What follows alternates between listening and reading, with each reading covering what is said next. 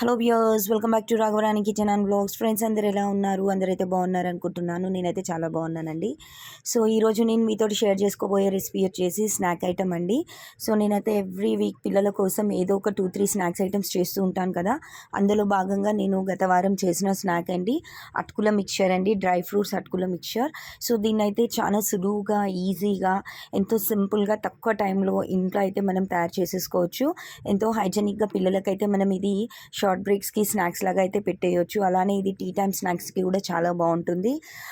ఇంకా అలానే ఇది పిల్లలకి మనము రైస్లో స్టఫ్ లాగా కూడా పెట్టొచ్చండి, పప్పుచారులోకి అలా ఉన్నప్పుడు చేసినప్పుడు. సో ఈ రెసిపీని ఎలా తయారు చేయాలి, వీటికి కావాల్సిన పదార్థాలు ఏంటో మనం ఇప్పుడైతే చూసేద్దామండి. రెసిపీ అయితే చాలా simple and easy and fast process. So ఎవరైనా కూడా చాలా సులువుగా చేసేసుకునే పద్ధతిలో నేనైతే మీకు చూపించబోతున్నాను. మరి ఇప్పుడైతే రెసిపీని స్టార్ట్ చేసేద్దాం ఫ్రెండ్స్. ముందుగా ఒక కడాయి తీసుకుని అందులో నేనైతే ఆయిల్ తీసుకుని దీన్ని అయితే వేడి చేశానండి. మంచిగా వేడెక్కిన తర్వాత దీంట్లో నేను ముందుగా అయితే వేయించిన పచ్చిశనగ పప్పుని అయితే తీసుకున్నాను. ఈ పప్పుని చక్కగా దూరగా అయితే వేయించుకోవాలన్నమాట. రంగు మారేంత వరకు మీడియం ఫ్లేమ్లో పెట్టుకుని వేయించుకోవాలి. ఇవి ఎక్కువ కూడా మాడొద్దు, అలా అని పచ్చిగా కూడా ఉండొద్దండి. చక్కగా మీడియంలో రంగు మారేంత వరకు చక్కగా అయితే వేయించుకోవాలండి. అలా వేయించుకుంటే పంటి కింద తినేటప్పుడు చాలా టేస్టీగా అయితే ఉంటాయి. చాలా ఈజీగా, సింపుల్గా అందరు కూడా ఇలాంటి చిన్న చిన్న రెసిపీస్ అయితే ఇంట్లో తయారు చేసేసుకోవచ్చు అనమాట. సో ఇవైతే హైజెనిక్ కూడా ఇంట్లో చేసుకుంటాం కాబట్టి మనము మంచి నూనె అనేది వాడతాము. బయట వాడే నూనెలు కానీ ఇవన్నీ కూడా హైజెనిక్గా ఉండవు. ఎలా చేస్తారో కూడా మనకు తెలియదు కాబట్టి మనం ఇంట్లో చేసుకోవడం ప్రిఫర్ చేస్తే బాగుంటుంది అని చెప్పి నేనైతే అన్నీ ఇంట్లోనే తయారు చేసుకుంటాను.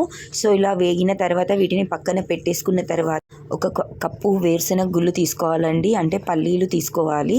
ఇలా తీసుకుని వీటిని కూడా చక్కగా మాడనివ్వకుండా మీడియం ఫ్లేమ్లో దూరగా అయితే వేయించుకోవాలండి, కాస్త రంగు మారేంత వరకు.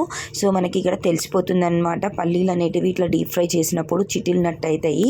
సో మంచి రంగు అనేది స్లోగా చేంజ్ అవుతూ ఉంటుంది. సో రంగు అనేది చక్కగా మారేటప్పుడు ఇవి క్రిస్పీగా తయారవుతాయి అన్నమాట. సో పచ్చి పచ్చిగా ఉన్నప్పుడు తీసేస్తే టేస్ట్ అనేది బాగుండదు, అలానే మాడిపోతే కూడా టేస్ట్ అనేది బాగుండదు. ఇలా చక్కగా వేగిన తర్వాత వీటిని ఇలా తీసేసుకొని ఇవి కూడా పక్కన పెట్టేసుకోవాలి.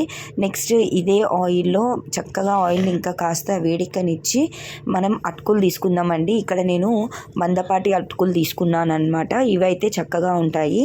సో ఇలా బాగా మరిగిన నూనెలో కనుక వేస్తే తొందరగా ఇలా తీసేయచ్చు, చక్కగా వేగిపోతాయి అన్నమాట, ఫ్లఫీగా ఉంటాయి. సో ఈ విధంగా మనము అటుకుల క్వాంటిటీని తీసుకునే దాన్ని బట్టి తీసుకుని అన్నీ ఇట్లా వేయించేసుకోవాలి, డీప్ ఫ్రై చేసుకోవాలండి. ఇవి మనకి వారం 10 రోజులైనా కూడా నిల్వ ఉంటాయి. చక్కగా వీటిని ఒక గాజు సీసాలో స్టోర్ చేసుకోవాలన్నమాట. సో నెక్స్ట్ ఇలా ఉన్న అటుకులన్నీ కూడా మనం ఎన్ని తీసుకుంటే అన్నీ ఇలా ఫ్రై చేసేసుకుని పక్కన పెట్టుకోవాలండి. నేనైతే ఒక 1 kg వరకు అయితే తీసుకున్నాను అనమాట. సో ఈ విధంగా అన్నీ ఫ్రై చేసి పక్కన పెట్టేసుకుని దీంట్లో నెక్స్ట్ నేను డ్రై ఫ్రూట్స్ కూడా తీసుకుంటున్నాను. డ్రై ఫ్రూట్స్ అనేది ఆప్షనల్ అండి, మీ ఇష్టం. మీకు నచ్చితే కనుక తీసుకోండి, లేదంటే వేరుశెనగ గుళ్ళు ఇంకా పచ్చెనగపప్పు తీసుకున్నా సరిపోతుంది. ఇందులో ఎండు కొబ్బరి కూడా తీసుకోవచ్చు, బాగుంటుంది. మన ఇష్టం అండి. ఈ డ్రై ఫ్రూట్స్ అనేటివి యాడ్ చేసుకోవడంలో ఎన్నైనా యాడ్ చేసుకోవచ్చు. సో ఇక్కడ నేను బాదం పప్పు, జీడిపప్పు, కిస్మిస్లు అయితే తీసుకున్నాను. సో ఇవి కూడా వేయించుకున్న తర్వాత దీంట్లో నేను ఎండుమిరపకాయలు అనేటివి తీసుకున్నానండి. వీటిని కూడా చక్కగా దూరగా వేయించేసుకొని వీటిని పక్కన పెట్టేసుకోవాలి. మనం ఇప్పుడు నెక్స్ట్ ప్రాసెస్కి అయితే వెళ్ళిపోదాం. ఇవన్నీ కూడా నేను ఒక గిన్నెలో వేసేసుకున్నాను అనమాట. సో ఇప్పుడు దీంట్లో నేను స్పైసెస్ యాడ్ చేస్తున్నాను. కారం తీసుకున్నానండి. ఇక్కడ ఒక 1 స్పూన్ వరకు కారం, అలానే ఒక 2 స్పూన్ల వరకు వేయించి పొడి చేసుకున్న ధనియాల పొడి, అలానే ఒక 1/2 స్పూన్ పసుపు అనేది తీసుకున్నాను. నెక్స్ట్ ఇక్కడ రుచికి సరిపడినంత సాల్ట్ అనేది తీసుకోవాలండి. తీసుకుని ఇలా మొత్తం అయితే కలిపేసుకోవాలి. కింద నేనైతే టిష్యూ పేపర్ వేసాను అనమాట, ఆయిల్ అనేది అబ్జర్వ్ చేస్తుందని.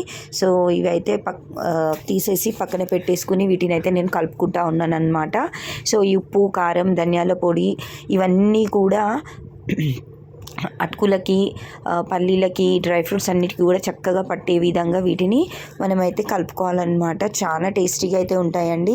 ఈవినింగ్ టీ టైంలో కానీ పిల్లలకి షార్ట్ బ్రేక్స్కి స్నాక్స్ లాగా కానీ ఇవైతే బాగా యూజ్ అవుతాయి. చాలా అయితే బాగుంటాయి. చాలా క్రిస్పీగా డెలిషియస్గా మనం ఒక గాజు ఎయిర్ టైట్ కంటైనర్లో కనుక పెట్టుకుంటే కనుక వీటి ఫ్రెష్నెస్ అనేది అస్సలు పోదండి. వారం 10 రోజులైనా కూడా. వీడియో నచ్చింది అనుకుంటున్నాను. వీడియో నచ్చినట్టయితే లైక్ చేయండి, షేర్ చేయండి, సబ్స్క్రైబ్ చేసుకోండి. Thanks for watching. Bye bye.